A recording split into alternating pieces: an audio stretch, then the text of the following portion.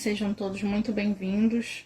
Meu nome é Thaís, eu sou integrante do GELOPA e eu estou aqui para dar continuidade ao curso de extensão do GELOPA. Hoje nós vamos falar mais um pouquinho sobre a unidade 2, que aborda o tema gramática, e hoje nós vamos falar sobre a origem da tradição gramatical.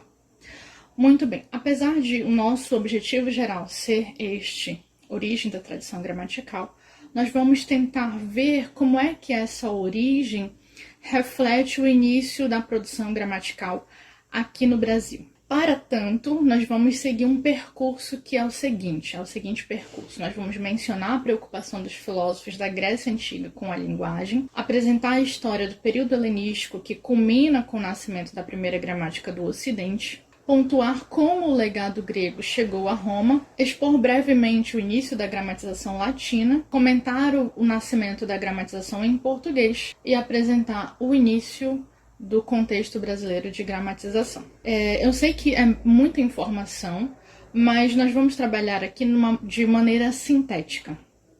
É claro que essa síntese vai ser uma síntese que não vai prejudicar o entendimento do todo. Acredito que a maneira como foi estruturado e organizado vai ser possível que nós entendamos e cheguemos ao nosso objetivo geral, que é essa origem da tradição gramatical e também como é que essa origem da tradição gramatical começa a se desenvolver ainda aqui no Brasil. Muito bem, nós precisamos, antes de chegar ao ponto que nos interessa de fato, né? Vamos falar aqui um pouquinho sobre as primeiras discussões sobre linguagem entre os filósofos gregos, porque assim, apesar de na Grécia Antiga a gente não ter ainda essa preocupação de fato, né, restrita com a linguagem, nós vamos ter certa preocupação com a linguagem. E até mesmo menções à gramática, né? Embora essa concepção de gramática a que se referem esses filósofos gregos da Grécia Antiga, eles são concepções, não são as mesmas concepções que nós temos hoje, não é a concepção que nós temos hoje de gramática, né? Então, assim, nós na Grécia Antiga já tínhamos a preocupação dos sofistas. Quem são os sofistas? Bem, os sofistas são grupos de pensadores na Grécia Antiga que vão viajar de cidade em cidade, realizando discursos públicos para atrair estudantes. E eles cobravam taxas, né, para oferecer educação a esses estudantes. Nós vamos ter algumas discussões em Aristóteles, em Platão, nas obras que vocês podem acompanhar os títulos aí, e eu friso aqui, gostaria de frisar que tanto Aristóteles quanto Platão, eles oferecem críticas, né, aos sofistas. Então, Platão vai ter uma obra para isso, que é o Sofista, e o Aristóteles vai ter as refutações sofísticas. Nós também temos a discussão dos estoicos. Essa discussão se encontra no livro da Marilena de Moura Neves, da professora Marilena de Moura Neves, a vertente grega da gramática tradicional. Ao final vocês terão todas essas referências que estou citando aqui. Muito bem, então a gente sai, de certa maneira, da Grécia Antiga e chegamos ao período helenístico, onde se dá realmente a origem da tradição gramatical. Primeiro a gente precisa entender o que é esse período helenístico que se fala tanto, né? Então aqui eu trago um conceito do professor Vieira que diz assim: é denominada período helenístico a história da Grécia e de parte do Oriente Médio, compreendida entre a morte de Alexandre Magno, Alexandre o Grande, rei da Macedônia, em 323 a.C., e a anexação da península e das ilhas gregas por Roma, em 146 a.C., que é o marco do início do Império Romano.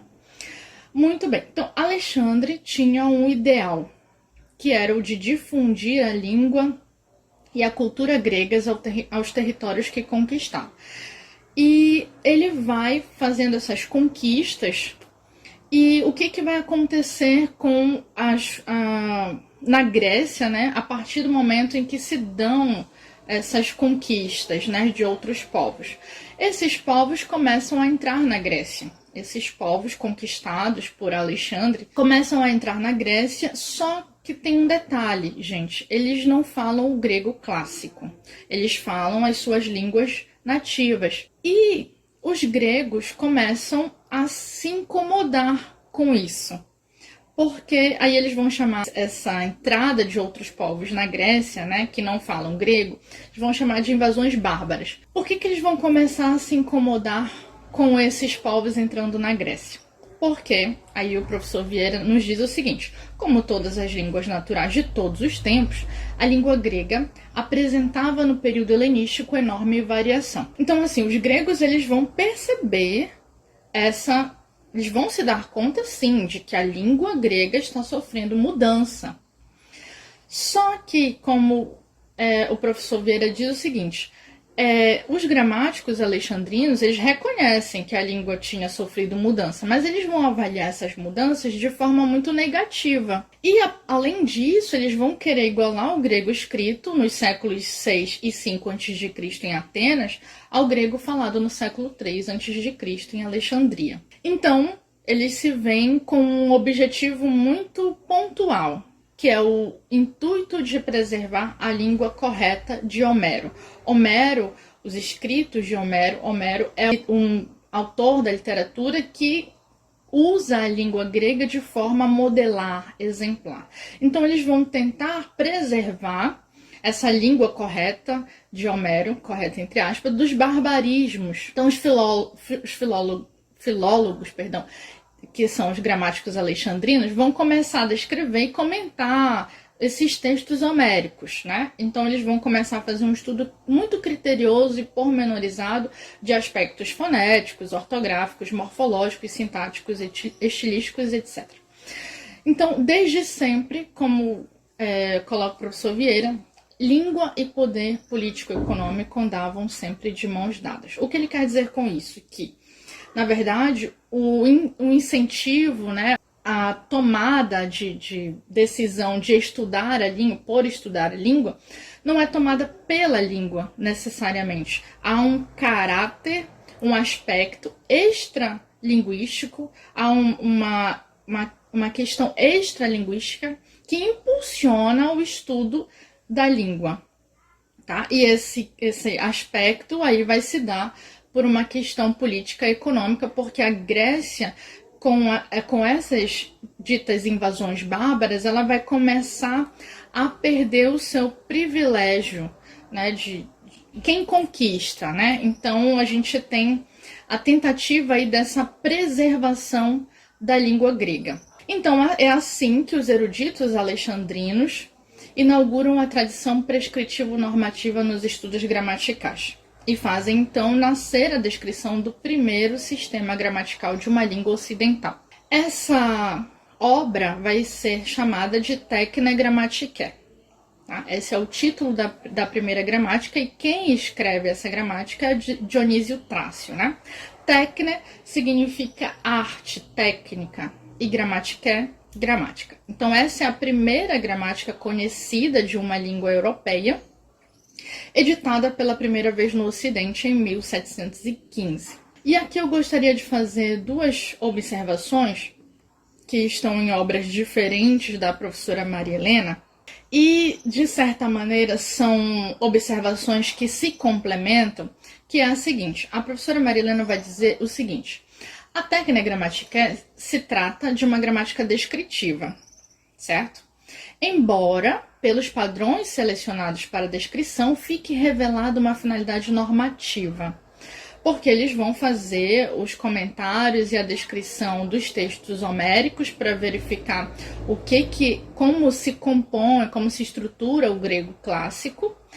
Apesar de ela nascer como uma gramática descritiva, a professora Maria Helena coloca muito bem que fica revelada uma finalidade normativa, com o intuito de delimitar como se deve usar o grego, né? Tendo em vista que, com as invasões bárbaras, o grego passa a ter uma mudança, né? Passa a sofrer variação. E aí ela coloca em uma obra posterior o seguinte: de toda a situação cultural que cerca o nascimento dos estudos gramaticais, decorrem as características que determinaram a sua natureza. Limitação à língua escrita, especialmente à língua do passado, mais especificamente à língua literária e exclusivamente a grega. Nem interessava a língua coloquial, nem quaisquer línguas de outros povos. A elucidação dos textos clássicos e o comentário crítico desses textos ditavam a diretriz dos estudos linguísticos. Então vejam que mesmo com toda a variação que acontece dentro da língua grega, os gramáticos e filólogos alexandrinos, eles não se preocuparam com a língua coloquial, né? O que era falado de fato. Eles se preocupavam tão somente a língua escrita e especificamente a língua especialmente, né, a língua do passado, e como bem coloca a professora Maria Helena, mais especificamente a língua literária, porque eles vão tomar os textos de Homero como parâmetro, como exemplo, como modelo. E aí, como a gente já começa a ver, nós já temos traços do que seria ou do que chamamos hoje de tradição gramatical. O professor Francisco Vieira fala o seguinte, que o manual de Dionísio, né, ele não é exatamente um modelo inaugural de difusão do gênero gramática escolar. Ele diz que é ao menos, se ele não é isso, é ao menos um bom representante do formato e pode ter influenciado toda a tradição vindoura. Então, assim, embora essa gramática de Dionísio não seja um objeto, né, de ensino e um instrumento de ensino, mas ele já vai ditar mais ou menos o que vai acontecer posteriormente. Então, a gente vai ter... Como é que a gente chega, né? A gente pode se perguntar o seguinte, como é que a gente chega se a tradição gramatical se inicia na Grécia, como é que nós vamos chegar ao latim? Porque nós sabemos que o português é uma língua que vem do latim, né? Uma língua neolatina. E aí nós vamos ter o seguinte, olha, o professor Vieira diz o seguinte, que o diálogo com o legado cultural grego é um traço particular da identidade romana. Então, de certa maneira, a gente já sabe mais ou menos como é que nós vamos herdar essa questão. Porque os romanos, né, os latinos, gostavam muito de imitar os gregos. Então, o que vai acontecer? Muitos escravos gregos, né, tendo feito parte da sociedade de cultura letrada, quando homens livres, ajudaram na disseminação da cultura grega em todos os campos da civilização latina, ou seja, da poesia, geometria, da medicina, as artes plásticas. Não haveria de ser diferente com a gramática, é o que pontua o professor Vieira, que diz que a propagação dos estudos gramaticais do grego no mundo antigo fora inclusive facilitada pelas estruturas similares dessa língua com o latim. Então, assim, nós vamos dar origem à ars latina. O professor Vieira diz o seguinte, olha, o que os gregos entendiam por técne passava a ser denominado ars, que é arte, né, pelos romanos. E a concepção de gramática como trabalho, obra, técnica, arte, permanecia. Então, uma ars gramática latina representava um tratado sobre a língua, no que diz respeito a seu fluxo histórico, a etimologia, e a sua estrutura, a morfologia. Então, essas obras pretendiam refletir e propagar o que fosse comum à escrita dos poetas e prosadores latinos, à semelhança da técnica de Dionísio na relação com a literatura homérica. Então, muito bem. Segundo o professor Vieira, ele vai dizer o seguinte, olha, é essa ars gramática que vai se aproximar daquilo que nós entendemos atualmente por gramática tradicional. É mais ela do que as suas antecessoras. E aí a gente pode se perguntar, mas qual é a base da gramatização latina, né? Então eu coloquei aqui para vocês 3 gramáticas latinas que vão dar um impulso aí para a produção de gramática latina e, por sua vez, de língua portuguesa. Nós temos com o título da gramática de língua latina, de Varrão, tá? E eu coloquei, após cada uma, eu coloquei um comentário que o professor Vieira faz. Ele diz o seguinte, olha, essa gramática vai se destacar mais pelo pioneirismo do que propriamente pelo alcance e pelo seu legado, né? E embora ela seja considerada a primeira gramática do latim, ela só vai se tornar conhecida na época moderna. Nós vamos ter a Ars Grammatica de Donato, e que, segundo o professor Vieira, é de maior influência para a posteridade da doutrina gramatical. E nós temos as Institutiones Grammaticae, de Prisciano, que, traduzindo para o português, seria, ou corresponderia a Fundamentos Gramaticais.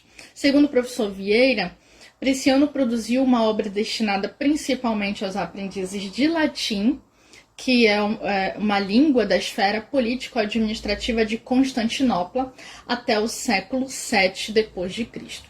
Muito bem. E aí a gente dá origem, então, à gramatização do latim. Acontece que, como o professor Vieira coloca, no final do século V, depois da queda do Império Romano do Ocidente, o latim foi perdendo a posição de vernáculo, tá? De língua materna e falada, né? À medida que o latim, né, essa língua, ia sendo assumida pelos falares regionais, os chamados romances, né? Que aí vocês têm o correspondente em latim, que significa em língua românica. Acontece que por um bom tempo a situação sociolinguística dessa parte do velho mundo foi de diglossia. Ou seja, de um lado nós tínhamos o latim como língua de cultura escrita e de outro os diferentes vernáculos europeus utilizados nas situações cotidianas de interação oral. Só mais tarde e paulatinamente, né, gradativamente, esses vernáculos vão começar a ser normatizados e a ocupar, agora já na esfera político-administrativa, o lugar até então ocupado pelo latim. Muito bem. E aí, quais são as razões para que nós tenhamos essa gramatização massiva de base latina? Então, o professor Vieira diz o seguinte, que essas razões são as seguintes. Entre os séculos 5 e 6 depois de Cristo, vai haver o declínio do Império Romano do Ocidente, e isso vai provocar o progressivo desaparecimento do papel vernacular do latim. E, em contrapartida, nós vamos também ter o paulatino surgimento das línguas românicas. E ele coloca o seguinte, olha, embora a gente tenha a conservação do latim como língua da administração, né, e por mais tempo ainda da cultura intelectual e religiosa, essas forças de dispersão, de fragmentação linguística vão vencendo aos poucos as de persistência e unificação. O que isso quer dizer? Isso quer dizer que o latim, embora tenha sido até então a língua, né, do que se considera na esfera político-administrativa, né, a língua da esfera político-administrativa, ela vai começando a ter mudança, ela vai começando a se modificar, e a gente vai ter, devagarzinho, nós vamos ter o surgimento dessas línguas românicas, e aos poucos a gente vai ter o desaparecimento do latim, né, para dar origem, de fato, a essas línguas românicas. O que vai contribuir com esse processo de gramatização dos diferentes vernáculos que surgem a partir do latim? A invenção da imprensa, o crescimento do público letrado na Europa, a importância de outras atividades sociais como o comércio, né, que agora vão passar a reclamar por escrita, formando uma esfera estranha à igreja, e também a reforma protestante, que defendia o acesso direto e universal aos textos sagrados. Então, segundo o professor Vieira, é no final do século XV que se propaga a padronização das línguas que vão, daí para frente, dominar a história ocidental. E aí nós chegamos, de certa forma, de certa maneira, ao nascimento da gramatização em português. Como é que vai se dar esse nascimento da gramatização em português? Bem, nós vamos ter o seguinte, estudos linguísticos paleográficos de documentos históricos vão atestar que, pelo menos desde a metade, desde a segunda metade do século XII, já se escrevia na língua românica, que seria conhecida mais tarde por português. Então, nessa época, o latim ainda era a língua de cultura de Portugal, que era ensinada por meio das obras de Donato, Prisciano, Isidoro de Sevilha, entre outros gramáticos latinos. É só a partir da segunda metade do século XIII, né, que é a época áurea do trovadorismo galego-português e início da produção literária portuguesa em prosa, que essa língua românica, a língua portuguesa, passa a ser a língua da administração do Reino de Portugal, embora o latim ainda não tenha perdido o seu espaço tão prontamente. Então, é de maneira muito gradativa que o latim vai desaparecendo desse espaço, não é de maneira abrupta. Porque a mudança linguística, a variação linguística, vai acontecendo aos poucos, né, de maneira gradativa, não se dá de forma abrupta. Muito bem. E aí, o que nós vamos ter como motivação para o nascimento da gramática portuguesa? Quem nos responde isso é o professor Vieira, e ele nos dá uma resposta muito interessante, que é a seguinte: ele diz que o que vai motivar o nascimento da gramática portuguesa é a consciência de uma identidade lusitana, bem como o intento de levar a língua do reino às novas terras conquistadas, o que incluía o então recente Brasil. Percebam que a noção de Estado, a noção de nação, está relacionada, nesse caso aí de reino, né, vai estar relacionada à identidade linguística. E isso é muito importante, tendo em vista que quando a gente tem terras que são conquistadas, nós precisamos levar a essas terras a nossa identidade linguística. Isso é reflexo, de certa maneira, do que acontecia lá na Grécia no período helenístico. Quando a gente tem o Alexandre que diz, olha, eu quero difundir, eu quero levar a cultura grega, e dentro dessa cultura, com essa cultura, vai também a língua. E isso acontece aqui e é a motivação para se produzir gramáticas portuguesas. E quais são essas gramáticas, né? O professor Vieira nos coloca duas, que é a gramática da linguagem portuguesa, de Fernão de Oliveira, publicada em 1536, que, segundo o professor Vieira, é considerado o marco inaugural da gramatização do em português. E nós temos também a gramática da língua portuguesa de João de Barros, de 1540.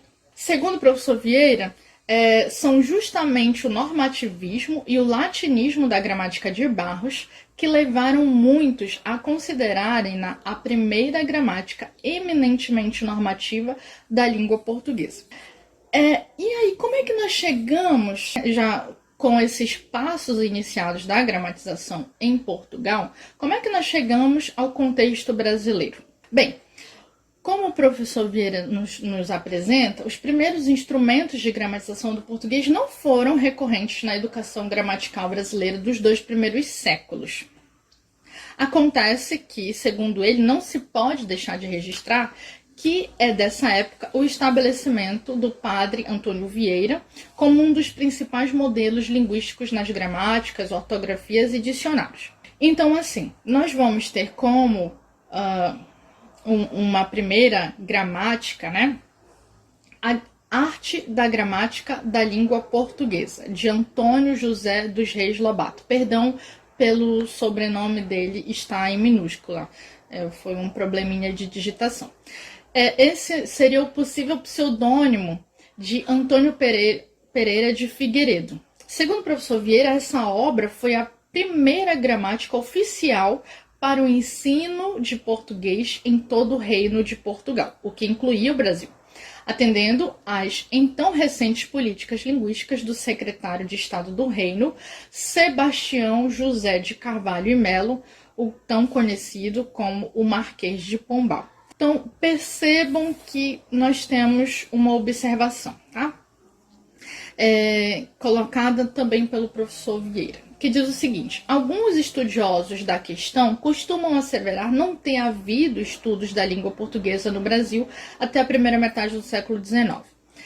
Essa afirmação não contradiz o que de fato houve. Desde o século XVIII, afirmações de natureza genérica sobre a realidade linguística já distinta da portuguesa. As várias gramáticas que surgiram nesses 3 séculos e meio de gramatização do português, mesmo aquelas escritas por gramáticos brasileiros ou por gramáticos portugueses no Brasil, não levaram em consideração a realidade linguística brasileira ainda em formação. Até porque o Brasil, nessa época, ainda era visto como uma extensão de Portugal. Então, assim, como a gente não tem, como o Brasil ainda é uma extensão de Portugal, nós não vamos ter uma concentração de estudos na realidade brasileira, linguística brasileira, né? A gente ainda vai ser por extensão de Portugal. Então, nossa realidade linguística só vai passar a ser pensada com um pouco menos de silenciamento a partir das 2 últimas décadas do século XIX. É por esse motivo que realmente talvez não se faça sentido falar em gramatização do português do Brasil até esse momento. É o que nos diz o professor Vieira. E aí ele coloca, nos estabelece para nós qual seria a primeira gramática, né, sobre o português do Brasil, que seria a gramática portuguesa, publicada em 1881, de Júlio Ribeiro.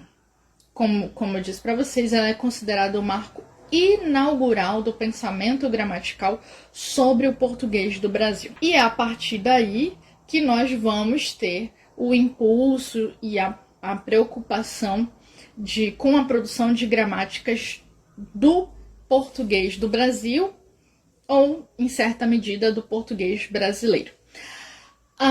Eu preciso só fazer uma observação que é a seguinte: vocês viram que na maioria das citações, né, a base mesmo para esse encontro de hoje foi o professor Francisco Vieira. Essa pesquisa que ele fez é fruto da sua tese de doutoramento e ele fez um estudo minucioso dessa gramatização, né? Por isso eu tomei como suporte, porque eu acredito que ele traz de uma maneira muito bem didática, tomei-o como suporte, certo? Mas eu gostaria de finalizar e fazer as minhas considerações a partir de uma citação da professora Maria Helena, a professora Maria Helena de Moura Neves, que também é um grande objeto de estudo para nós que estudamos gramatização e novas produções de gramática, porque ela tem se debruçado muito e ela também tem obras que remontam aí a discussão dessa origem da tradição gramatical. E ela fala o seguinte: a organização da gramática vigente no Brasil é tributária por via da gramática latina, da organização gramatical que emergiu do esforço da preservação da língua dos estudiosos de Alexandria, que, nas suas formulações, amparavam-se no aparato herdado do pensamento filosófico grego. Então, de certa maneira, eu acredito que esse trecho resume o nosso encontro de hoje. Foi isso que eu tentei passar para vocês. E eu espero que isso tenha ficado claro, porque assim, nós temos um pensamento filosófico grego na Grécia Antiga que não é centrado restritamente às questões de linguagem e gramática, mas elas já iniciam, a gente já começa a pensar. No período helenístico, com os estudiosos de Alexandria, os filólogos gramáticos da Alexandria, isso vai começar a florescer.